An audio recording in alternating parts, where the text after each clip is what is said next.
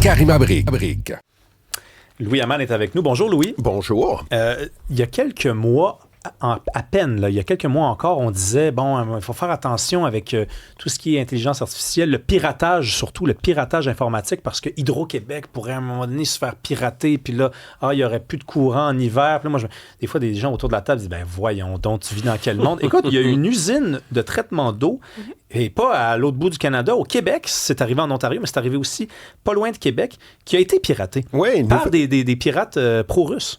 Excuse-moi, une nouvelle inquiétante ce matin. On apprend que des pirates pro-russes, comme tu le dis, auraient perpétré une cyberattaque sur des usines de traitement d'eau, non seulement au Québec, en Ontario également. Ça se serait passé fin juillet, je pense que c'est le 23 juillet dernier. Les pirates auraient essentiellement désactivé des alarmes pour le niveau d'eau dans ces usines-là, des systèmes reliés également au niveau de chlore qu'on retrouve dans l'eau. Quand même. 2 usines, donc Halton en Ontario, près de Toronto, et Saint-Noël dans le Bas-Saint-Laurent. Je savais même pas, moi, écoute, là, je connais pas très bien le Bas-Saint-Laurent, là, mais je suis déjà allé. Saint-Noël, ça me dit rien, mais bref. Et c'est essentiellement le Centre canadien sur la cybersécurité qui a mis en garde les autorités des 2 municipalités. Eux auraient intercepté essentiellement des échanges sur la messagerie cryptée qui s'appelle Telegram, où les pirates russes, ni plus ni moins, se moquaient ouvertement des failles dans les systèmes de sécurité canadiens. Tout ça, évidemment, rappelle étrangement ce dont tu as fait référence, ce à quoi tu as fait référence, qui s'est passé au Québec en octobre dernier. Et c'est pas seulement ici au Canada, il y a les États-Unis également. Le FBI enquête présentement sur une dizaine de cas similaires, fin juillet, encore une fois, un peu partout aux États-Unis. Donc, pas très rassurant tout ça. Moi, je pense que l'important dans tout ça, c'est de savoir que, d'une part, nos autorités, dans ce cas-ci, le Centre canadien sur la cybersécurité, a été en mesure d'identifier les pirates, d'alarmer évidemment, les municipalités ciblées. Mais je pense qu'il faut se poser une question qui est un peu plus large là-dedans. Dans un monde où on sait que de plus en plus, la guerre, ça se déroule de moins en moins dans les airs, sur les mers, sur le champ de bataille, et davantage dans le cyberespace. Alors, est-ce qu'on ne devrait pas plutôt surindexer nos dépenses militaires sur de la cybersécurité et y aller peut-être un peu moins sur des frégates, des sous-marins, des avions de chasse? Je ne dis pas que ce n'est pas important, là, tout ça. Mais on le voit en Iran, par exemple, le phénomène de la guerre asymétrique. Vous avez en Iran un régime qui est capable de tenir tête à la plus grande puissance militaire de l'histoire. Avec quoi? Avec des drones de quelques milliers de dollars pièce. Même chose pour le 11 septembre. Malgré toute la puissance, la force de frappe de l'armée américaine, les terroristes ont réussi à perpétrer probablement l'attaque la plus spectaculaire en sol américain. Avec quoi? Avec 19 jeunes hommes fêlés armés d'X-Acto. Alors, non pas dans des avions de chasse, dans des avions commerciaux. Alors, encore une fois, moi, je pense qu'il y a une réflexion. Je suis certain que les autorités, évidemment, sont là-dessus. Puis, je dis là, qu'on ne dépense pas en cybersécurité. C'est pas vrai, on dépend. Moi, je pense qu'il y a un rééquilibrage peut-être à faire dans la façon dont on investit ces milliards de dollars-là pour justement se prémunir de ce que va être la guerre de demain, c'est-à-dire des cyberattaques.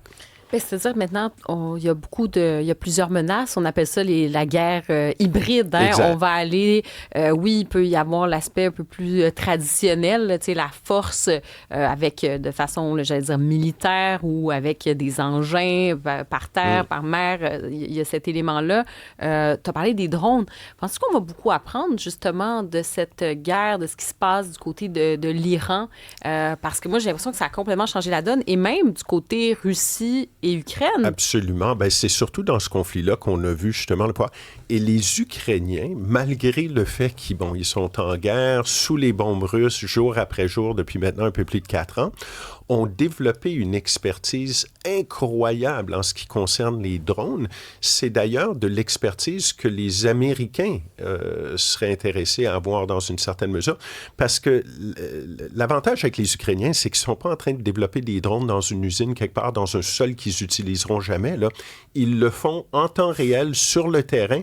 Alors, non seulement ils ont l'expérience de développer ces outils de guerre-là, mais de les tester presque immédiatement. Et ça vaut de l'or, là, en matière militaire. Je défendrai pas l'honneur du Canada en matière militaire. Je pense que le Canada n'est pas une grande force militaire à travers le monde, mais Je veux juste te challenger un peu, Louis, sur l'argument que tu viens de présenter, c'est-à-dire, regarde, on a des exemples de l'Iran, on a les attentats du 11 septembre, de gens qui s'en sont pris à des grandes puissances et qui sont parvenus par les moyens du bord. Exact. Bon, est-ce que on n'est pas condamné à dire ça à chaque fois qu'une grande puissance est surprise? Parce que ça va toujours... Regarde, les Américains, ils se sont fait surprendre. Les Russes, on ne pensait pas que leur ville allait être attaquée par les Ukrainiens. Pourtant, les Russes, je veux dire, c'est eux autres aussi qui viennent d'attaquer une usine de traitement d'eau au Québec. Donc, est-ce qu'on n'est pas toujours condamné à flancher au moins une fois? Est-ce qu'on est obligé de faire face au jugement à chaque fois que ça arrive? Mais oui et non, dans la mesure où il y a eu un changement de paradigme et les cyberattaques, là, c'est pas nouveau, ça. Il n'y a personne qui va être surpris par ça. Le Canada encore moins, les États-Unis encore moins. Effectivement. Alors, dans une certaine mesure, là, il y a une leçon, il y a un enseignement à tirer de ça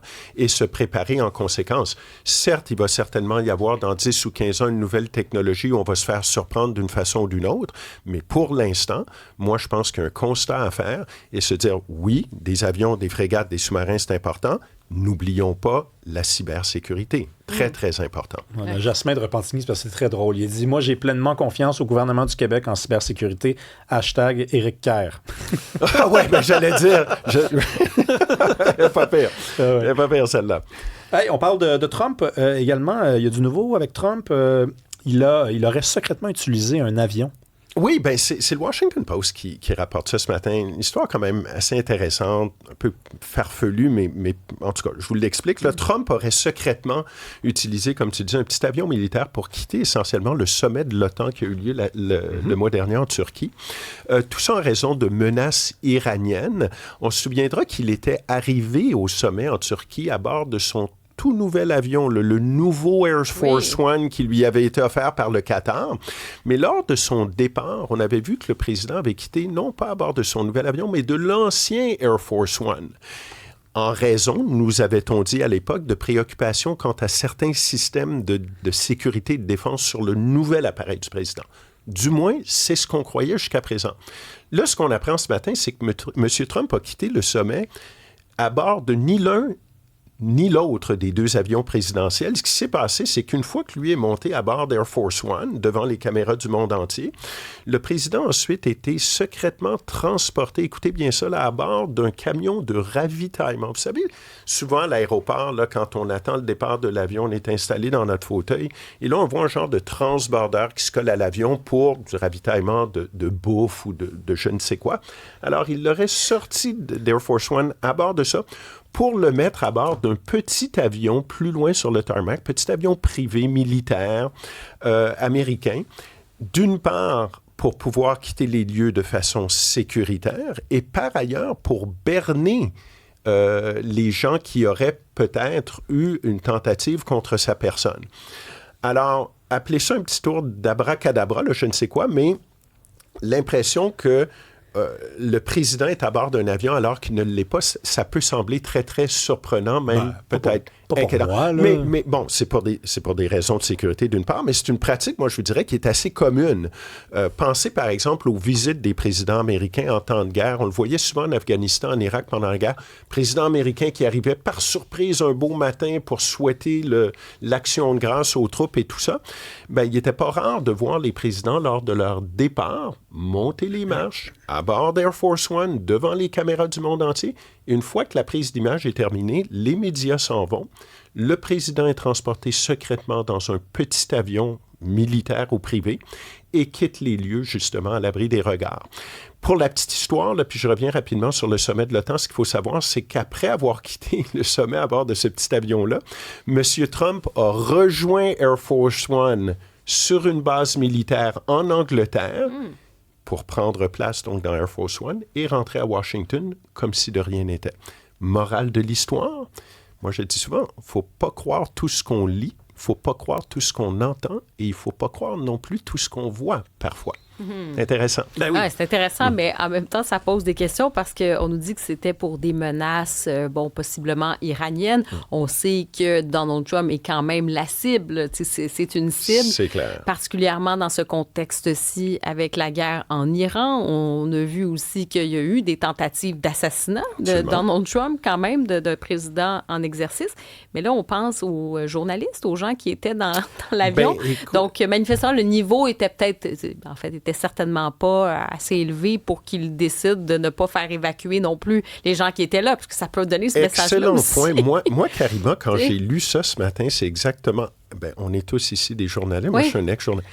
Je me suis posé la question, et les journalistes là-dedans, moi, si j'avais été un journaliste puis j'avais appris ça, là, j'aurais dit, wow, un instant, là. S'il y a un attentat possible contre l'avion du président, puis lui prend un avion privé pour qu'il... Moi, je ne veux pas être à bord d'Air Force One. Ça ne marche pas. Non, je descends.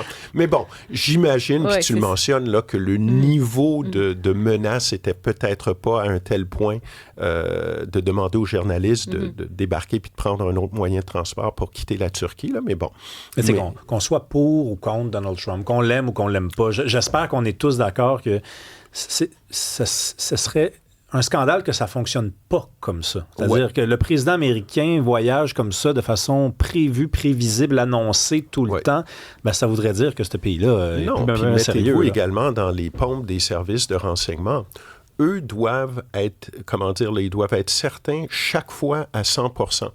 Les terroristes ou les gens qui peuvent perpétrer, par exemple, un attentat contre le président, ils ont rien que besoin de l'avoir une fois.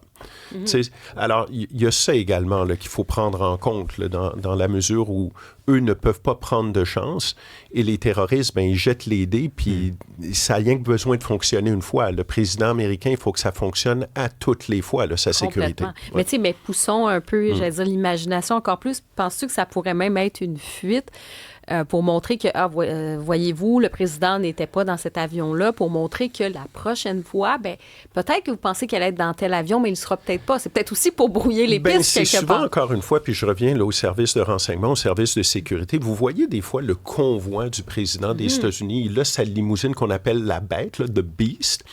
Parfois, il va y en avoir 2 dans le convoi. Pourquoi? Parce qu'on ne veut pas que les gens sachent dans lequel des 2 véhicules le président prend place. Ouais. Alors, il y a toujours des petits trucs et ça change constamment. Là. Fait un peu James Bond. Là, c'est le fun, mais bon. C'est le fun, mais c'est quand même très, très sérieux. Ouais. Merci, Louis. À demain. Il n'y a pas de quoi. Bye-bye.